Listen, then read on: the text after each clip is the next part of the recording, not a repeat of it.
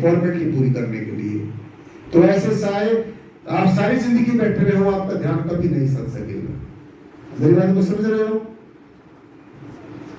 अपना समय वेस्ट नहीं करना। अगर बैठना है तो तरीके से बैठना है। तो अब आपने अगला स्टेप क्या करना है? अगले स्टेप में आपने क्या करना है? आपने आसन ले लिया, अपने आप में थोड़ा प्राणायाम करना है। प्राणायाम करना क्यों जरूरी है? क्योंकि जब आप एक आम अवस्था में बैठे होते हैं तो आपको यही नहीं पता होता कि आपका कौन सा स्वर चल रहा है। अब देखो,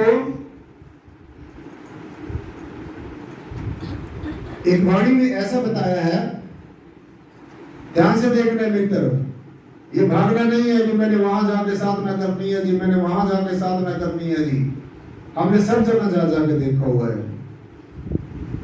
तो अपने अगर अपने गुरु की बात को नहीं मान सकते तो फिर दूसरे की कैसे मानोगे?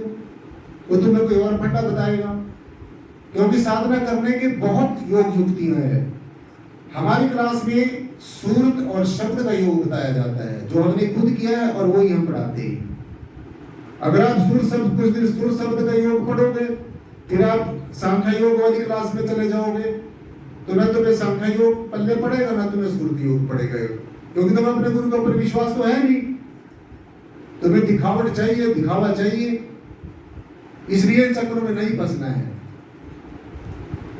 जो आपको क्लास में यहाँ पर पढ़ाया जाता है, ये ऐसा योग है जिससे सहज और श्रेष्ठ योग कोई है ही नहीं है। तो मैंने बताया ना आपको, ध्यान कब आपका चल सकता है, पहले आप ये कंडीशनें पूरी करो। भागना फिरो दाएं बाएं, कभी कहीं भागना है, कभी कहीं भागना, कुछ नहीं मिलेगा कहीं से भी आप लोगों को। और पिछला जो पढ़ा हुआ सब्जेक्ट है वो भी भूल जाएंगे, क्योंकि किसी और क्लास में जाएंगे, वो अपने वाली अपना पट्टी पढ़ाएगा, आपको अलग पढ़ाएगा। तो आप ये सोचेंगे पहले अब तक तो हम जो पढ़ते रहे इसका मतलब तो वो गलत था। तो जो योग युक्ति अपनानी है उसको पूरी जो है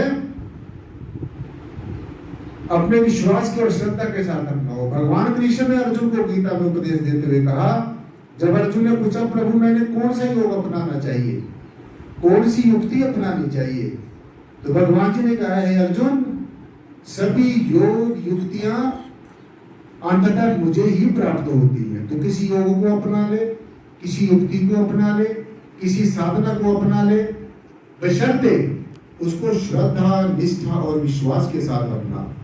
सब रास्ते मेरे पास ही आते हैं। तो ये कहना कि सिर्फ यही योग श्रेष्ठ है, ये योग श्रेष्ठ है, सब योग श्रेष्ठ हैं, लेकिन आप करना कुछ चाहते नहीं है, आप शॉर्ट में रास्ते से आना चाहते हैं, और ये कोई तरीका नहीं है। इसलिए ध्यान करने से पहले ये चीजें अपनाना जरूरी है।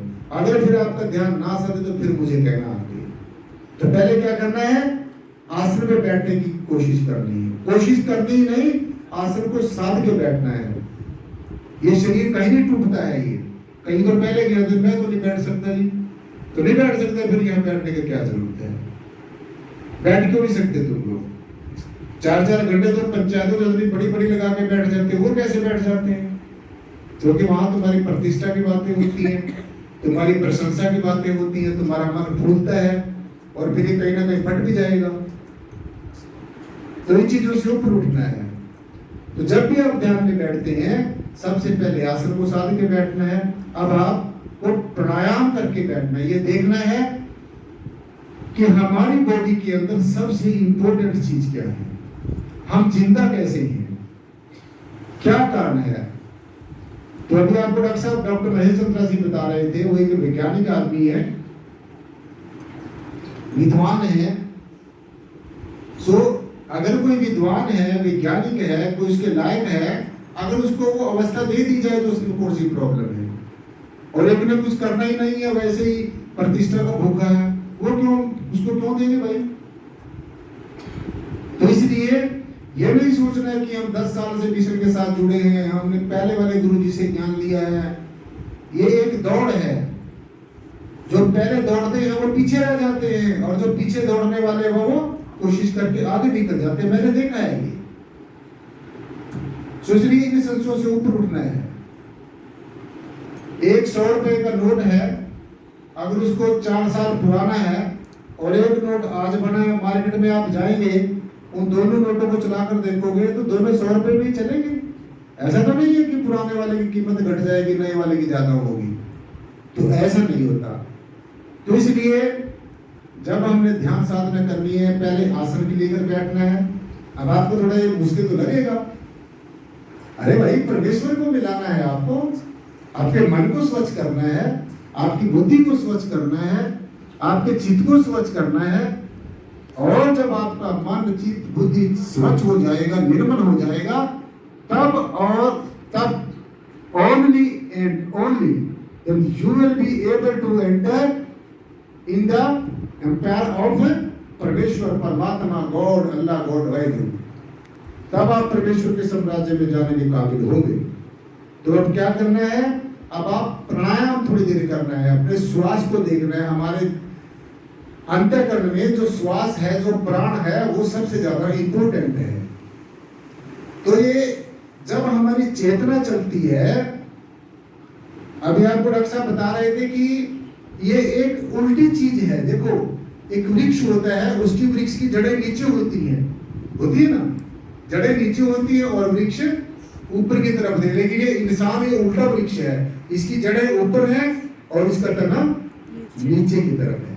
इसलिए कहा है उल्टा कुआं गगन में, इसमें जले चिराग, इसमें जले चिराग, बिन तेल बिन बाती, बिन तेल बिन बाती, जले हर एक दिन राती।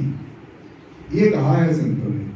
जैसे दुनिया के कुएं होते हैं, उसका मुंह ऊपर की तरफ होता है और इंसान का मुंह नीचे की तरफ है ना सर? तो इसलिए ये इसको अपने प्रकृति को ही समझना है। तुम्हारी बॉडी कैसे बनी है? अब जैसे मैंने आपको चक्र बताए हैं, तो जब आप इन चक्रों में से, इन चक्रों से बाहर निकलना, इनमें फंसना नहीं है। आंखों से नीचे नीचे के जितने भी हमारे चक्र हैं, ये हमारा भौतिक शरीर, पंच भौतिक शरीर है। अब हमने स्थूल शरीर में से निकलकर अब हमने सूक्ष्म शरीर की तरफ जाना है। तो सूक्ष्म शरीर की तरफ जब हम जाएंगे, इन जो आंखों के नीचे नीचे के चक्कर हैं, इनको क्रॉस करेंगे। इसलिए हमारी क्लास में निराकारी जागृति मिशन में ये सिखाया जाता है, ये पढ़ाया जाता है, ये समझाया जाता है, ये बताया जाता है कि हमने जब ध्यान में बैठना है, when we need to sit in the meditation, तो first of all we should try to concentrate on this particular point। जब हम ध्यान में बैठे तो हमने आगा चक्र में ध्यान करना है, क्योंकि जब आप आगा चक्र में ध्यान करेंगे, नीचे के चक्र अपने आप ही जागृत हो जाएंगे। परंतु जब आप 1 by 1 करके जागृत करने की कोशिश करेंगे, तो हो सकता है आप सारी जिंदगी एक भी चक्कर को ना जागृत कर सके। जैसे उदाहरण के तौर पर, जैसे ये वीणा का मकान है, ये जिसमें हम लोग बैठे हैं, अगर इसकी छत के ऊपर जाकर कोई आवाज लगाता है तो वो नीचे वालों को आसानी से सुन जाती है ना। और अगर कोई नीचे बैठ के आवाज लगाए तो हो सकता है ऊपर वाले को ना सुने। ये एक साइंस का सूत्र है। जब हम ऊंचाई पर बैठकर बोलते हैं तो नीचे वालों को वो आवाज ऑटोमेटिकली सुन जाती है और सहजता से सुन जाती है। तो इसी सूत्र को मद्देनजर रखते हुए जब हमने मेडिटेशन में बैठना है, तो हमने डायरेक्ट ही अपने आगा चक्र में ध्यान करना है। यहीं से, जैसे अभी आपको डॉक्टर महेश चंद्रा जी बता रहे थे, जड़ और चेतन की ग्रंथि खुलती है। जड़ नीचे रह जाता है और चेतना हमारा अपने ऊपर के आत्मिक मंडलों की तरफ सैर करना शुरू कर देता है। तो आप अच्छी तरीके से समझो। बेशक आपको, मुझे ऐसा लगता है कि आपके समझ में ये बात ना आए, लेकिन ऐसे ही समझना है इसी को। ये हर रोज आप गीत गा के चले जाते हो, किताबें में से बोल बोल के चले जाते हो, इसका कोई खास मिलने वाला कुछ नहीं है। किसी की लिखी हुई किताब को आपने पढ़ के सुना दिया, उससे क्या मिलेगा? ये तो उसका अनुभव है जिसने वो किताब लिखी है। आपका खुद का भी अनुभव होना चाहिए। तो इसलिए जब हम अपने आगे चक्र में ध्यान करते हैं तो नीचे के चक्र हमारे अपने आप ही सक्रिय हो जाएंगे, अपने आप ही एक्टिवेट हो जाएंगे। सो अब हमने जब आसन लेकर हम बैठ गए, अब हमने क्या करना है, अब हमने थोड़ी देर प्राणायाम करना है। प्राणायाम कैसे करना है, अब हमने ये देखना है, जैसे एक वाणी में गुरुदेव ने ये कहा है, देखो ध्यान से देखना है, इंगला पिंगला सुषमन नाड़ी दर से सतगुरु खोल कुवाड़ी। कुवाड़ी का मतलब दरवाजा। जब आप यहाँ जाएंगे तो ये दरवाजा आपका खुलेगा, लेकिन वो ऐसे नहीं कि सीधे ही आप यहाँ जाके बैठ जाओगे। ये कभी भी सक्सेस नहीं हो सकेंगे आप योग में, आपका ध्यान कभी सद नहीं सकेगा। और यही कारण है, मुझे नहीं पता आपको किसी ने बताया है नहीं बताया है, मुझे लगता है आपको किसी ने बताया ही नहीं अब तक है ये। और यही कारण है कि आप दाएं बाएं भटकते घूमते हो। तो इसलिए अब हम थोड़ी देर प्राणायाम करेंगे। प्राणायाम क्या करेंगे, अब आपने खुद देखना है, सीधे होकर बैठो, पहले एक दूसरे के साथ चिपके जो बैठे हो। अब क्या देखना है हमने, ये हमारा इंगला स्वर है और ये बाएं वाले को हम क्या कहते हैं, इंगला स्वर, इंगला नाड़ी।